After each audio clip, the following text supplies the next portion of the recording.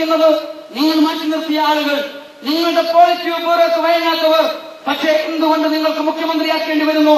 നിങ്ങൾ ഉയർത്തിപ്പിടിക്കുന്ന രാഷ്ട്രീയത്തിനപ്പുറം കേരള ജനതയ്ക്ക് കൃത്യമായ രാഷ്ട്രീയ ബോധമുള്ളതുകൊണ്ട് ആ ജനപക്ഷ രാഷ്ട്രീയം നിങ്ങളുടെ പാർട്ടി തീരുമാനങ്ങൾക്കപ്പുറത്തേക്ക് കേരളത്തെ കൊണ്ടുപോയിക്കൊണ്ടിരിക്കുന്നുവെന്നും ആ ജനപക്ഷ രാഷ്ട്രീയത്തിന്റെ സമ്മർദ്ദത്തിന് വഴങ്ങാതിരുന്നാൽ ഭരണകൂടങ്ങൾക്ക് പിന്നോട്ടടിക്കേണ്ടി വരും, ഇറങ്ങിപ്പോകേണ്ടി വരുമെന്നും കേരളത്തിൽ ഇനി മുതൽ കേരളത്തിന്റെ ചരിത്രം അങ്ങനെ രേഖപ്പെടുത്തപ്പെടാൻ പോവുകയാണ്.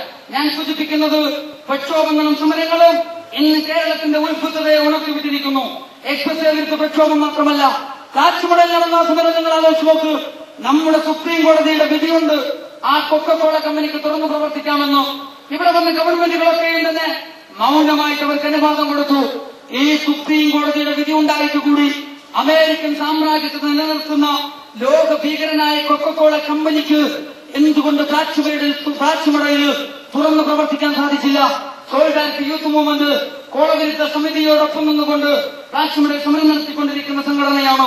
ഞങ്ങൾ ആ കൊക്കക്കോള കമ്പനിയുടെ മുമ്പിൽ ഒരു ചെക്ക് പോസ്റ്റ് സ്ഥാപിച്ചിട്ടുണ്ട്. അന്ന് ഞങ്ങൾ പറഞ്ഞു, ഈ ചെക്ക് പോസ്റ്റ് ഇന്ന് പ്രതീകാത്മകമാണെങ്കിൽ നാളെ ഈ കോള കമ്പനിയിലേക്ക് ലോറി കടന്നാൽ, നാളെ ഈ കോള കമ്പനിയിൽ ഒരു കുപ്പി കോള പുറത്തേക്ക് പോയാൽ ഈ ചെക്ക് പോസ്റ്റ് ഒരു യാഥാർത്ഥ്യമാകുമെന്ന് അവിടെ സമരരംഗത്തുള്ള ആദിവാസികളെ സാക്ഷി നിർത്തിക്കൊണ്ട് ഞങ്ങൾ പ്രഖ്യാപിച്ചിട്ടുണ്ട്. ഞങ്ങൾ പറയുന്നു, കോടതി വിധി ഉണ്ടായിട്ട് കൂടി എന്തുകൊണ്ട് കോള കമ്പനിക്ക് തുറക്കാൻ സാധിച്ചില്ല? അവിടെയാണ് ഞങ്ങൾ സൂചിപ്പിക്കുന്നത്, ജനകീയ കോടതി കോള വിമനെ തടഞ്ഞു നിർത്തിയിട്ടുണ്ടെങ്കിൽ ജനപക്ഷ രാഷ്ട്രീയം അവസരവാദ രാഷ്ട്രീയങ്ങളെയും അധികാര രാഷ്ട്രീയങ്ങളെയും പ്രായോഗിക രാഷ്ട്രീയങ്ങളെയും പ്രതിരോധിച്ചു നിർത്തുക തന്നെ ചെയ്യും. ആ ജനപക്ഷ രാഷ്ട്രീയം ഇന്ന് നമ്മുടെ കേരളത്തിൽ ഉയർന്നു വന്നുകൊണ്ടിരിക്കുകയാണ്.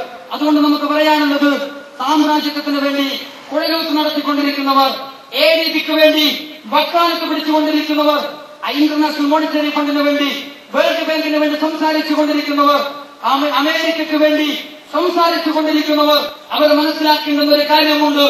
ഈ അധിനിവേശത്തെയും ഈ കോളനിവൽക്കരണത്തെയും ഉത്ഭുത ജനത തിരിച്ചറിഞ്ഞുകൊണ്ടിരിക്കുകയാണ്.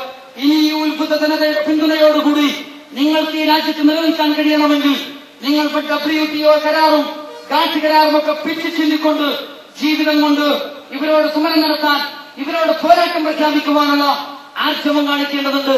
ബഹുമാനനായ MMS പറയുകയുണ്ടായല്ലോ, ബഹുമാനനായ സോണിയാഗാന്ധിക്ക് കത്തെഴുതുകയുണ്ടായി.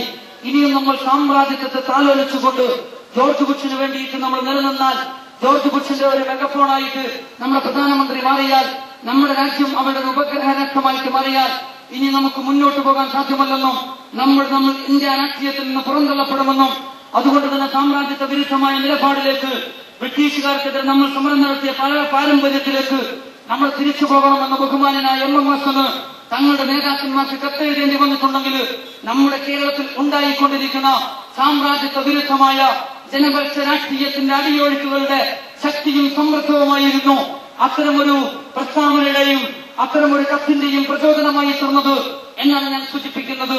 ഞാൻ പറഞ്ഞു വരുന്നത്, നമ്മുടെ ഭരണകൂടങ്ങൾ അധിനിവേശങ്ങൾ സൃഷ്ടിച്ചുകൊണ്ടിരിക്കുന്ന നീതിക്ക് കൂട്ടുനിൽക്കുമ്പോൾ നീതിബോധമുള്ള കൊച്ചു കൊച്ചു സംഘങ്ങൾ കൃത്യമായ രാഷ്ട്രീയാവബോധത്തോടെ നമ്മുടെ കേരളത്തിൽ എഴുന്നേറ്റ്